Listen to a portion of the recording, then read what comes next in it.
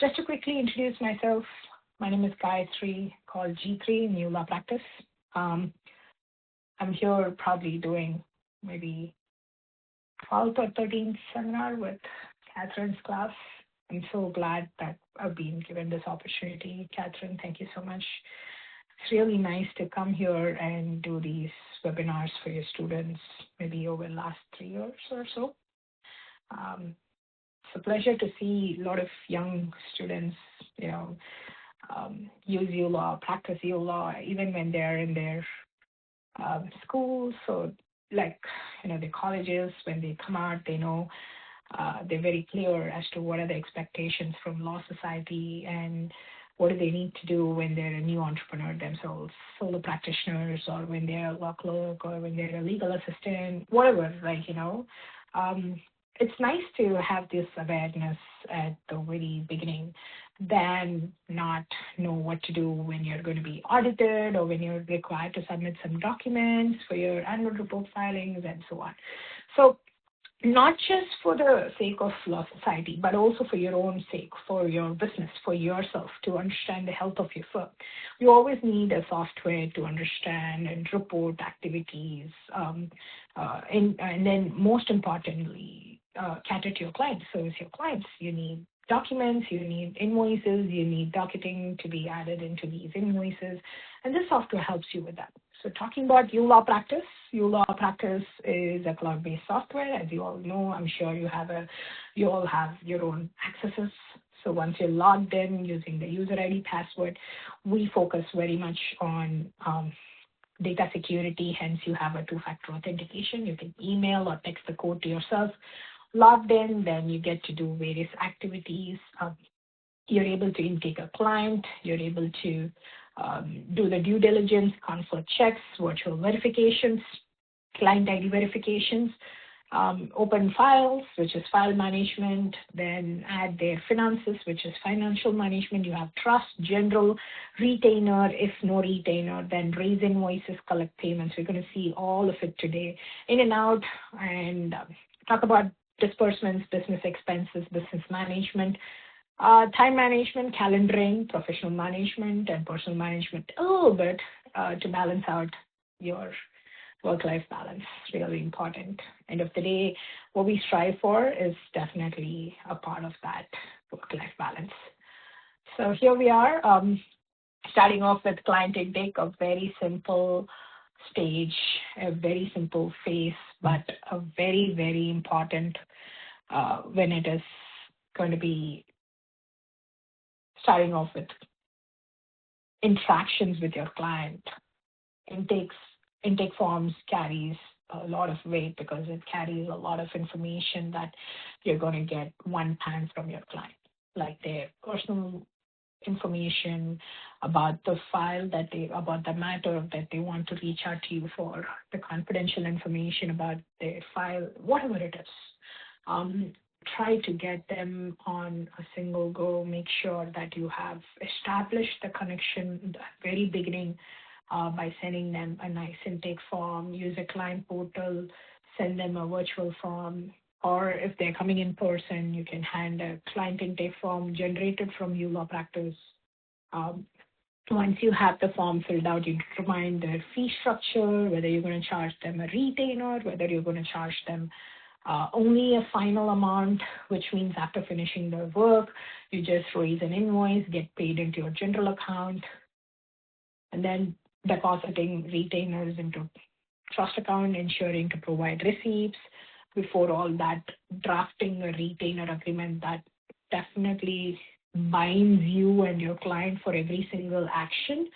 So you want to ensure that your retainer agreement is strong, it is exhaustive in nature, you don't have any single point that doesn't align with your system of work. So make sure that you have everything in order. So you have all of these reports compliant with law society.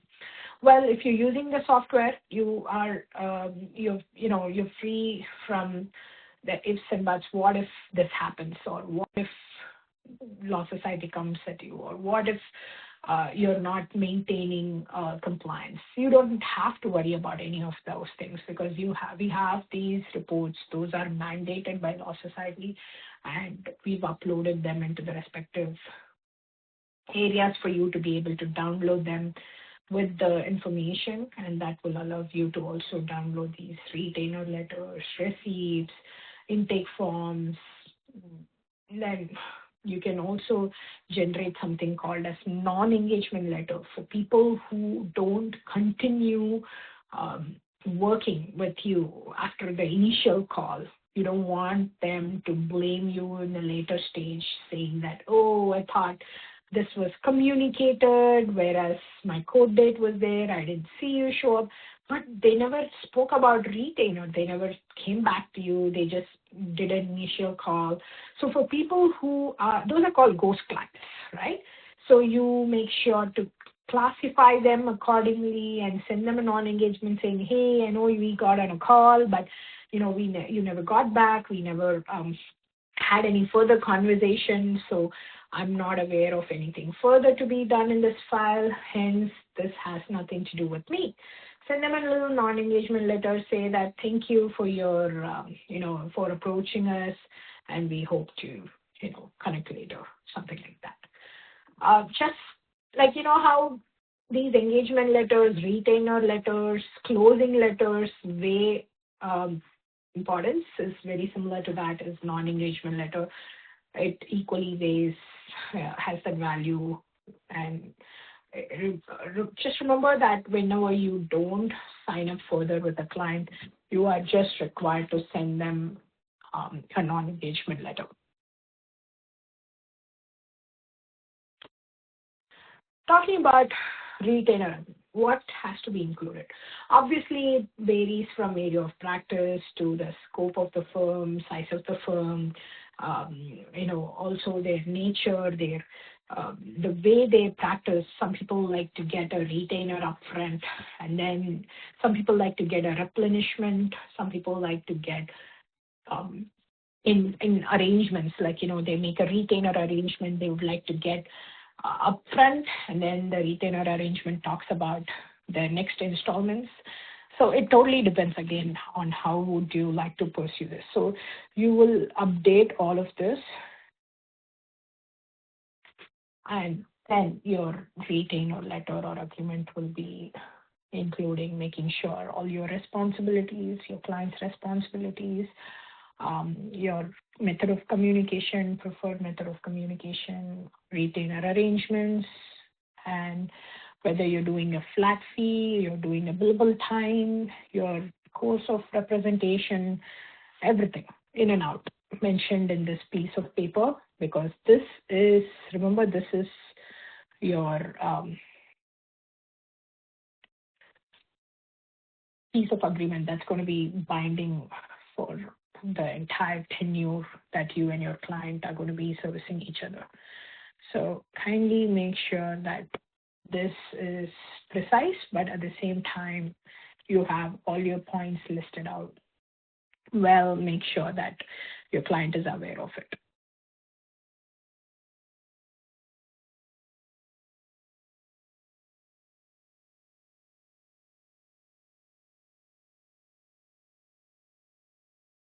For file management, moving on to it, is once the client intake is done, conflict check is done, file is opened, which is the matter or file, and the retainer agreement is provided. Then we start off with checklist and, making sure that the files are indexed. You have cross-indexing, you have the file number with alphanumeric numbers, you have very unique file numbers. Each and every client has their respective matters with respective file numbers. You have all the client interactions recorded under this as dockets, whether billable or flat fee or pro bono, or you have them as an event. And once you have the files organized, you start collecting retainer, you start recording the dockets. Like I said, whether you determine whether you're doing a flat fee or a billable time, you use the stopwatch, you make sure to record them to the nearest 6 minutes if they are billable time. And once you have the dockets done, work done, invoice raised, then comes into the picture using the money that's lying in the trust account to pay yourself. Sometimes it's sufficient, sometimes it's not sufficient. The times when it's not sufficient, obviously you will ask your client for more retainer or replenishment, whatever you can call it as. Or because you're done with the work, you can just straight away ask them to pay into your general account, because Law Society says that once you've completed the work, you are eligible to receive the funds into the general account. So there's no issues with that, or there's nothing much. You just have to make sure to produce the invoice to your client so that they can make the payment and you can record it into your books of accounts.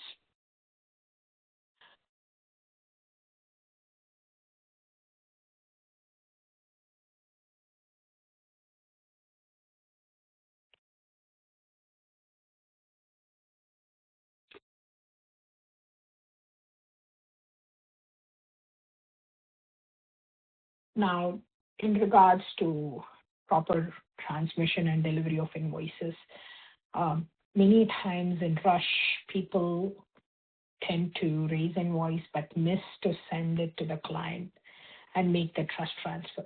Now, that is something that's not acceptable when it comes to Law Society. What they say is you will have to deliver the invoices to the client on time, rather within specified time, before the transfer is made from trust to the general.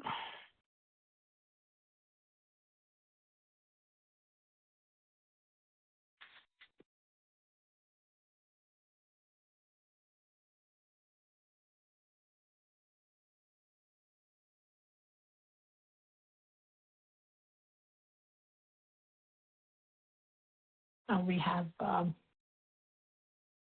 alongside with that, you'll be okay to systematically track the payments, because now we have added the invoice, we have the retainer entered, and then you'll be able to transfer the money from trust to the general and pay yourself. Any overpayment, like for example, if you have transferred excess money, sometimes it's called as a bank error. Even though it's called as a bank error, you have made error at the bank side and you're expected to enter them at your end. So you will have to make sure that you send it back, and that way your trust is not overdrawn at any time.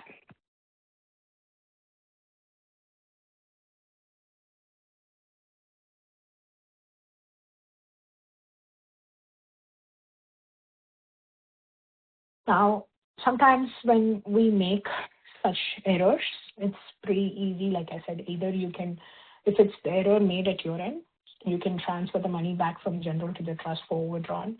Or if it's made at the bank side, you will have to ask the bank to fix it.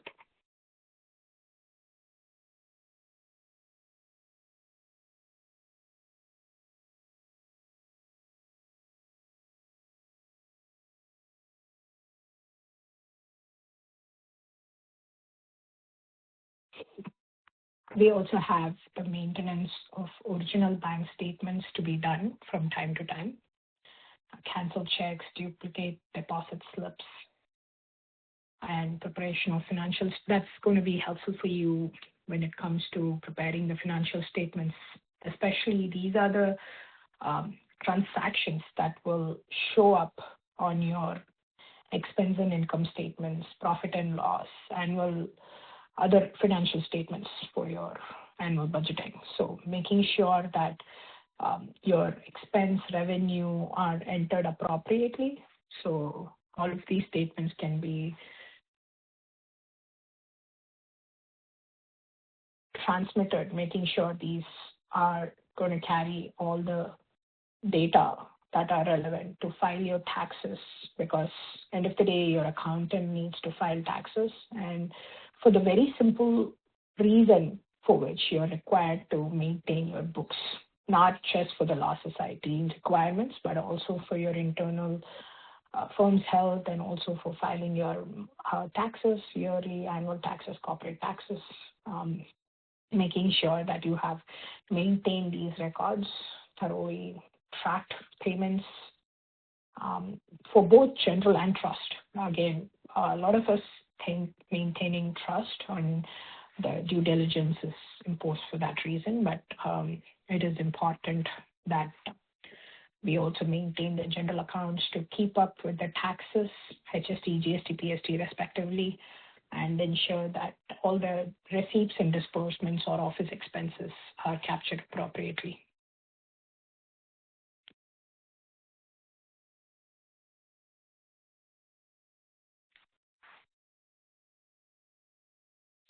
Now, these are definitely available in the uLawPractice system as in the form of ledger, journals, your monthly reconciliations. So we have two different types of ledger, one for trust, one for general, 4 journals, 2 each for trust and general respectively. We have disbursement journals too. We have fee book, expense book, monthly comparison reports, all of this under the compliance tab under accounts. So please feel free to explore that. We will be walking you through when we're in the software. And when it comes to business management and personal management, time management and professional management, it's really important which software that you choose is really efficient, available on cloud so that you can practice from anywhere with also have the secured file maintenance, regular backup, robust security devices, ability to control your emails.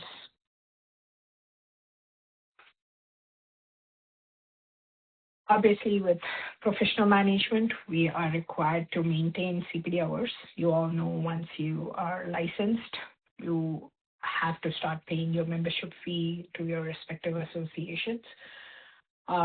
Follow the code and conduct guidelines, follow all the case laws, new legislations, most importantly, complete your required CPD hours. In fact, remember I was saying I was just coming out of a webinar. So every Friday from 2 to 3 p.m. Eastern Time, uLaw hosts 1 hour of professionalism CPD credits. So if you're in Ontario, licensed paralegal, licensed lawyers, so you are, legal professionals in general, you're required to maintain certain number of CPD hours. I think about 10 to 12 professional and maybe around 2 to 3 substantiative hours. I think overall of 15 hours of CPD credits required. Now, if you are someone who needs it in future, you know where to reach out. All that you have to do is simply join the same link every Friday, 2 to 3 p.m. Of course, you can reach out to us on info@superfluidsoftware.com. You can reach out to us on our website. There's separate webinar registration forms.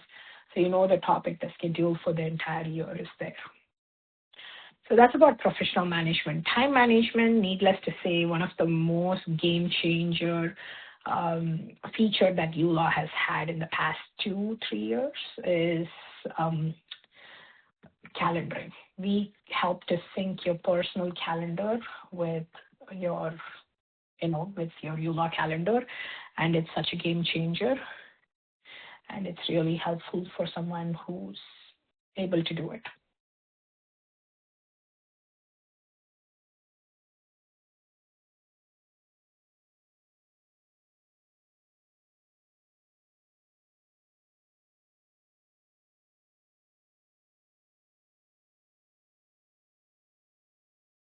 Just to show you all that, managing the daily operations starts with client intake, file organization, recording your dockets. You can use uLaw's mobile app. uLaw has mobile app on both iOS and Android. You can use phone and meeting dockets on using your phone app. Record them after every phone call as correspondence.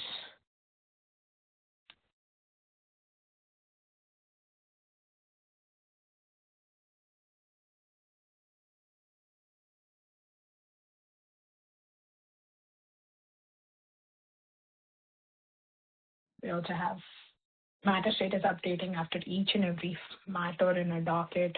I mean, as each and every docket in a matter is completed, you can open and close the status. It's pretty simple and straightforward. Now, these are some things that really help you to, you know, keep your books at par with your financial statements and your financial institution. So basically, your banking and your books are very close, so it's helpful for your monthly reconciliations and so on. So people who are able to do this from day one can make sure that they have their data handy. That's how it works. I quickly make a pause to ensure everything that I've communicated so far is good. And if that's the case, then I'll stop sharing the screen and request my colleague Amu to share her screen to show in uLaw how we could intake a client and how we could open a file, dockets, added disbursements, retainers with raising invoice, making a trust transfer, all of this with respective fields entered in there, like, all the reference numbers, dates, and paid, received from details, which will in turn show up on all the journals and ledgers. So we'll end the session showcasing how these documents shows all the information. And of course, we will share how to turn on your document management using Google Drive, show you where a calendar sync is available under calendar. Just quickly, skim through a few of these features, like the AI speech to text. Most importantly, I'd love for you all to see the speech to text feature under description, which saves so much of your time to type than just talk into the mic and convert the description using AI tools. So I'll hand over if no questions. Thank you so much. I'm here, but I'm going to be on mute so my colleague can take over. Thank you. And Catherine, any questions, please feel free to, let Amo know about this.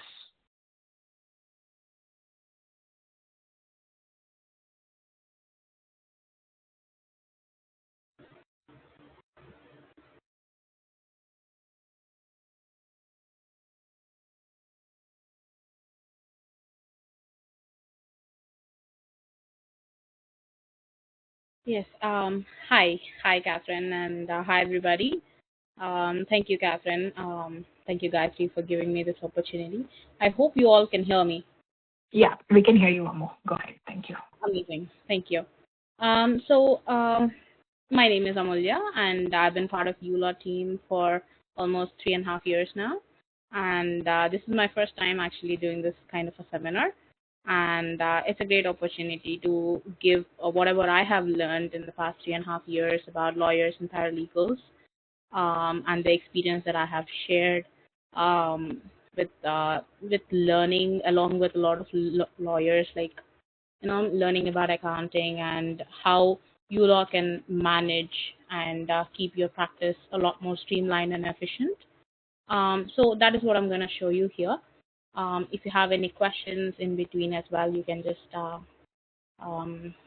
Catherine, make sure that we get the questions so that we can answer them. So I hope you can see the screen. Yes, we can see the screen. Awesome, thank you. So what we have here is basically the open page. You'll be seeing the dashboard. In the dashboard, you'll have all the upcoming events and upcoming to-dos. This is where you can segregate your what is important, what is not important, so that you can, manage your day and the week or the month with your court dates and with your appointments with the clients and everything. Now, the main part of this client intake process starts from contacts. So this is where you're going to do your contact management according to your law society compliance as well. So intaking a client, we do have multiple ways of doing the client intake. One is a manual way you have all the client's information. If you wish to like just add the client information, you can just click on add new client, and you can just fill out all the details here. But it doesn't have to be that same way where you are investing time to enter all the information. We have integrated with AI where you can use the client portal. So you can click on the client portal, add in the client's email. For example, let me give my email itself. So I'm going to just put in my email.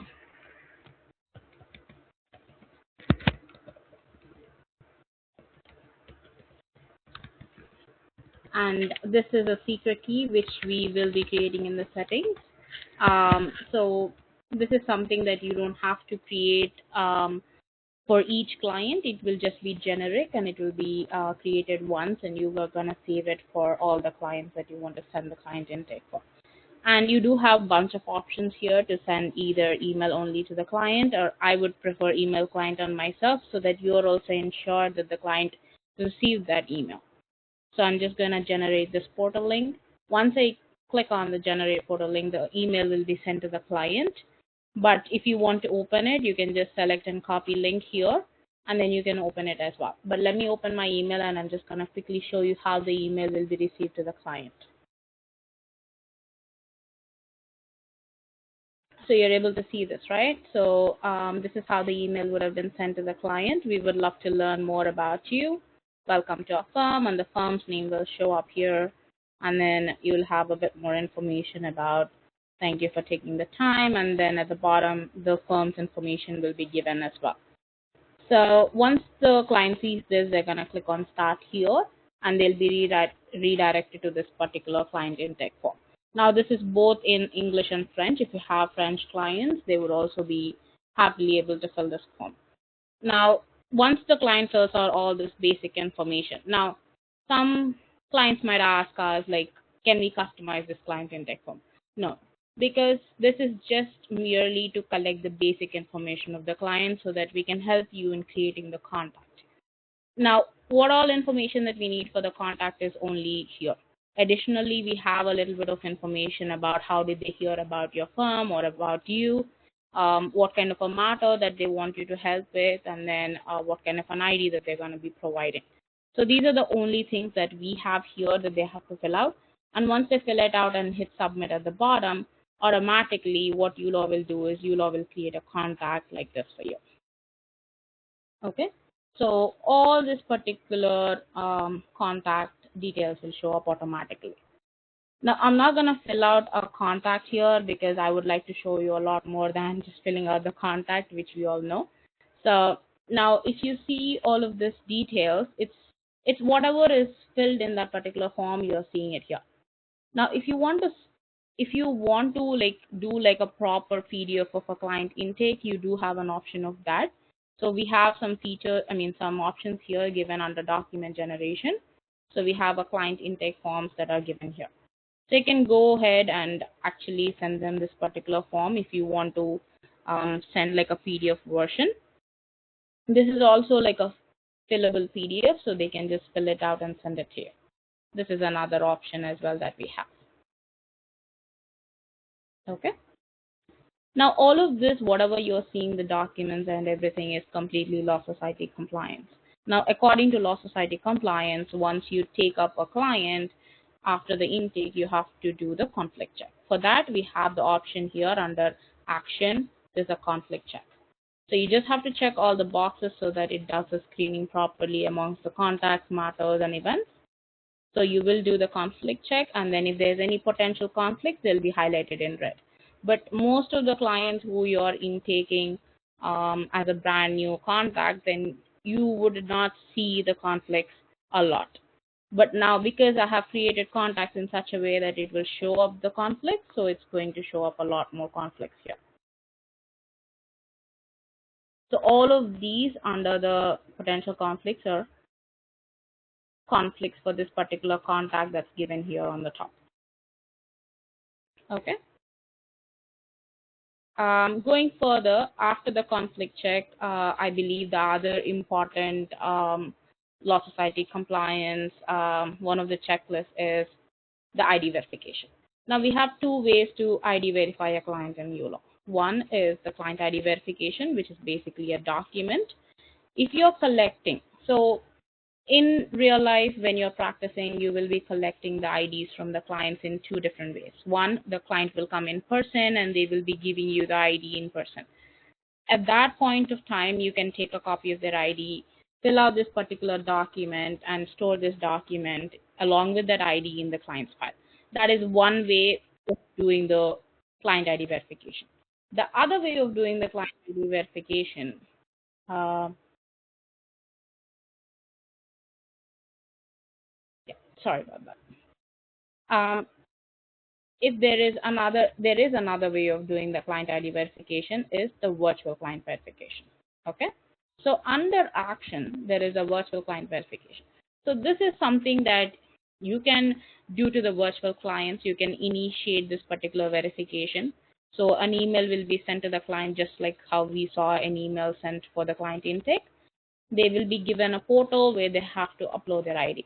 Now, according to Law Society of Ontario, the compliance means you have to initiate a facial accreditation, and that is all that they need. If the facial accreditation is failed for that particular client for some reason, then the driver's license verification is initiated. Okay. Now, this is something that is chargeable by the software, and you will be charging the client as a disbursement. So these are the rates that are applicable here as well. So you can go through that later when you're exploring the platform. But the way to initiate this particular facial accreditation is simply by clicking on initiate. And we will be giving a disclaimer that you will be charged going forward. So you'll just click on accept charges, and then if the search is clearly successful, then it will say successful. If it's not, then it will give us some pop-up. So it's just loading the, see, it says search initiation successful. So I'm just going to close this. Now, if I want to see the status of that particular verification that I've initiated, I can just click on action, and then there is a virtual verification status here. So I'll just click on that, and then this will show me all the details. If the client is verified or not, are we waiting on the client, what is happening with the facial accreditation. For example, if the facial accreditation and the link that you sent got expired in some reason, then there is a link given to us at the bottom, which is portal link. So you can actually ask the client to copy this link and then use this code to complete the verification. That is also another possibility, so that you don't have to reinitiate that particular verification that you have already paid for, right? Now, once this verification is in, then we can go ahead and create the matter. So for matter, let me take a different client. Let me go with Melissa Smith. Okay, so I'm just going to click on matter, and then let me create a brand new matter for this particular client. So this is how a brand new matter with nothing in it, no numbers, no information given here. So let me take up, for example, like a landlord and tenant board matter. Okay, I'm doing like an eviction file for this particular landlord. So eviction notice, and then I'm going to select the area of practice. Now here, if you see, I have given a detailed descriptive matter title. But if you want to further go ahead and add details in here, you can. But matter description is where I would recommend that you put in like a property address or any additional details. Or if your law firm or if your office has like they want to maintain like a proper file number for your office, then you can go ahead and add the file number here. Okay, for example 2026, and this is my like 13th file. So I randomly put in that number and I'm saving it. When I'm saving it, the most important thing is my title, the area of practice, and the description. Now the other part is the file number that is generated by uLaw. Now uLaw generates a file number based on the client's initials. Here we have MS because it is Melissa Smith, and then a random number. Now you do have a question, you might have a question that can we edit this instead of us putting it manually here. We cannot, because this is something that the software is creating it based on the files on overall uLaw accounts. It's not just merely this particular account. Okay. Adding it here is still an advantage because you can still search in quick view. So there is a quick view option for us here on the left hand side where you can actually search for the files.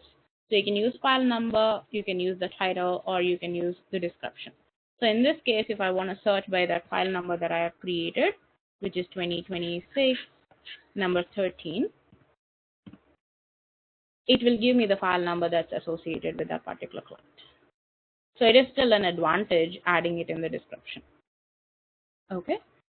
Now moving forward, how are you going to bill the client? There are multiple ways of billing the client, right? There's billable rate and there's flat rate. Now here, if you see, I have put in $350 as my billable rate. Now when I'm going to charge the client as billable time, that is what it's going to take up as. So if I want to put in like 1 hour for the initial client intake or initial client consultation, I would put 1.00 here, and then I would put the event title, initial client meeting, and then let's keep today's date and the time and save it. Now on the right hand side, you will see that it has calculated $350 plus taxes. So this is how you can dock it and streamline the work that you're doing and spending the time for the client. Okay. The most efficient way that I would recommend going forward once you get your licenses and once you start practicing is start using the stopwatch for everything that you're doing for the client until unless the client is on flat rate. So if you click on the stopwatch, it will start tracking the time that you're actually working on that particular client. So if you get a call from the client, if you're emailing the client, if you're like drafting something, this is the most beneficial way for you to track your time that you're spending. And then once you're done with the task, you can just pause and then dock it. When you're docketing, make sure that you're docketing it to the right matter if the client has multiple matters with you. Okay. And if it is a flat rate that you're billing the client, simple. You click on add new event and then change this billable time by clicking on this drop down to flat rate. Simple. And you're going to, let's assume that I'm charging $500 and then event title is legal fees, and let's leave the date as today and then save it. Now, if I want to add any description, as Gayatri was mentioning, we have integrated with AI and we are making sure that whatever you're doing with the accounting software is more efficient. So when you want to add a description, you simply have to click on this description and we have the text to speech to text, sorry. So if you click on this record option, it will record the text for you and it will basically turn it into text. So let me just record like a speech, like a line. I'm so sorry, it's not letting me do the microphone, but let me do it again. Oh, okay. I can reload it, but let me just.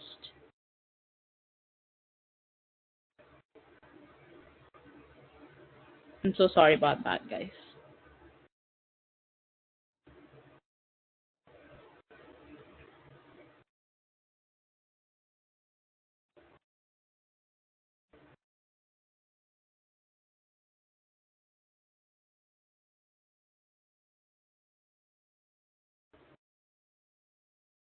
Okay.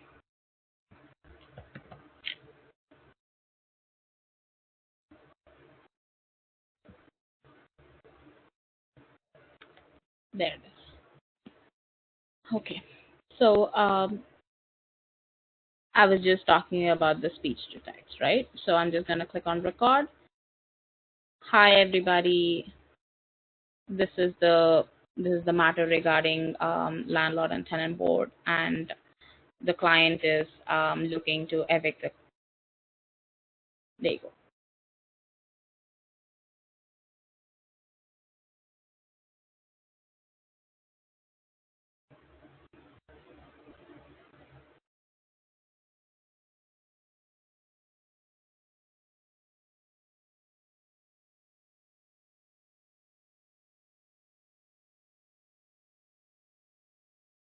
Yeah. I mean, it just got the word record, but you're getting the point, what I was trying to explain. So if I want to add a little bit more of notes from the meeting or notes from the client's call, So I would say like this, the client is the landlord and he is looking to send eviction notice. Okay. So I'm just gonna click on AI tools. So we have integrated with ChatGPT as well. So you can use this notes to summary or translation to French or summarization to detail. So if you use that, what it will do is it will give me a better description than the notes that I have given. Okay. We also have like handwritten notes to text as well. So if you're a person who is like fond of handwritten notes, you can also use that feature. And then if you hit apply, this will be applicable on this particular invoices and everything. So how to generate like disbursements? Disbursements are here, disbursements and retainer. It's simple. You can have disbursements from trust or from general. So most of it is used by this general cash and other accounts. If you click on this, you have disbursements that are soft cost and disbursements that are hard cost. So when you're doing the soft cost, you will only invoice the client, whereas you're not spending anything out of your pocket for the client. But when it is a hard cost, you will be doing both. You'll be filling out both this part and the bottom part as well. So for example, let me fill out like photocopies, and I am going to put $25 for the photocopies. And if it is tax exempt, then select tax exempt. Okay. And then let me take this as a soft cost, and then I'm going to save it. I'm not going to fill this portion because I'm not spending anything out of my pocket for the client for the photocopies. But what about like if I am paying like a court fee for the client? So I'm just going to take the name as court fee, and let's assume that it's $100 plus taxes on it. And then I'm going to mention that I have paid $100 plus taxes, either from my general account or credit card account. So I'm just going to select general account here, and then pay to some courthouse, and then method of payment. Let me just say it's an online payment. Okay, and then save it. Now let's see the difference between these two by going into accounts. So simply by clicking, because we made this as a photocopies as a soft cost, if I go into accounts and go into general account, I won't see that $25. Rather, I will only see that $100 and plus taxes that I paid for the court fee, because that court fee was the hard cost that I paid from the general account. Okay. Coming back to the matters, now let's look at compliance. So if I click on compliance, I will see the checklist documents for the matter management. Now let's go through the checklist, because we did the client ID verification by initiating the virtual. We did the client intake. We also did the conflict check. Now the next thing is retainer letter. We do have inbuilt retainer letters with different formats, but if you have your own, once you start practicing, you will be creating your own. But this is how uLaw generates to save time and to streamline the process. So I'm just going to select one of the templates and download it and show it to you. So this is how we can have our logo on letterhead for one of our clients, and then we have the client, we have your client's information for the matter, we have the date, we have the description, we have the hourly rates as well mentioned here, all of the details. Okay. And then at the bottom, if you have put in an amount that retainer has to be paid before you start the matter, then the client can actually click on this particular link and they'll be redirected to that particular payment link where they can actually pay to you by a credit card or a debit card. Okay. So I'll take you to that particular link when I'm showing you the invoice. So let me go back into this particular checklist. So you can download all of this before you close the file. And once that is done, then we can also take a look at the letters and agreements. We are integrated with ChatGPT, as I have mentioned.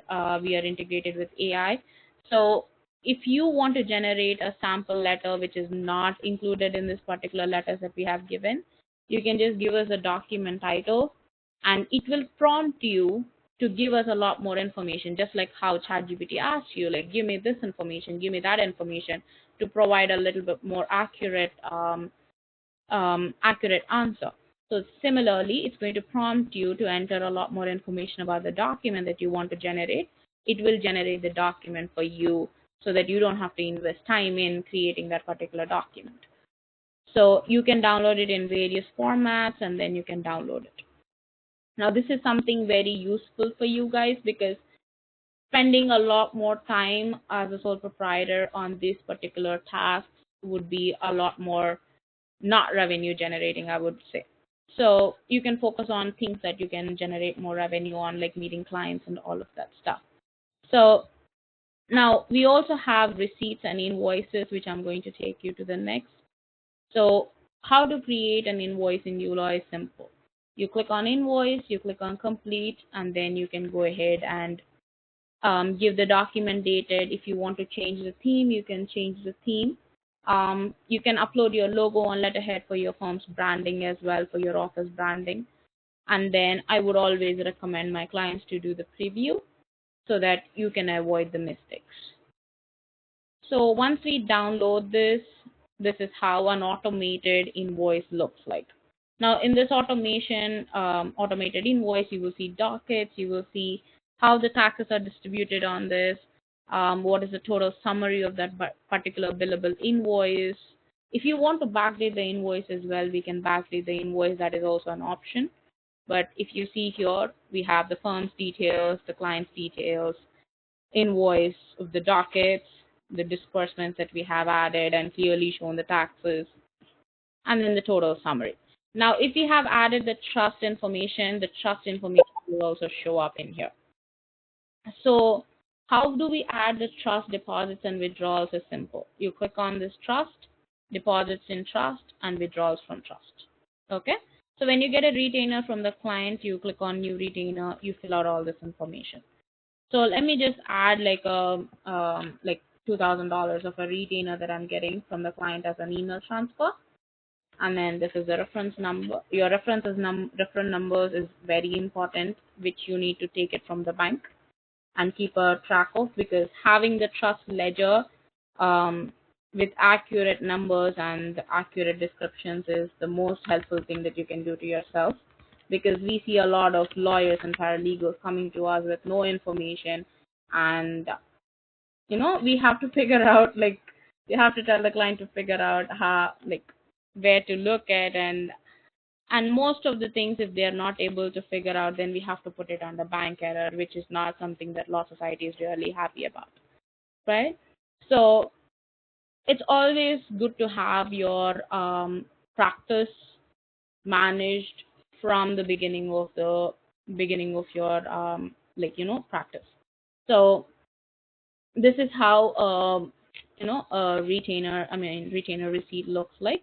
So it will have all the information about how the client has paid you, who is the client, what's the matter, and everything. And you can also upload your e-signature so that it's more efficient and not time consuming, right? So now the same way we do have withdraw from trust. If I want to withdraw this, for example, if I want to withdraw like trust invoice payment transfer, I want to move that amount that I have invoiced into the general account, I can just simply click on all of these disbursements and legal fees that I'm charging the client, and I will select the date I want to move it out of from trust to general account. And then let's assume that I'm like doing a check from moving the trust account to general account. So I want to print a check. So I'll just click on print check and then I will transfer. So why am I printing this check is it's very useful, because you have a clear record of why you are moving the money, right? So if I want to add details here that I'm moving funds from trust account for Melissa Smith for this particular matter called eviction notice. Okay, and then apply. So this information will automatically show up on my check. So if I download it, I can download the complete check here.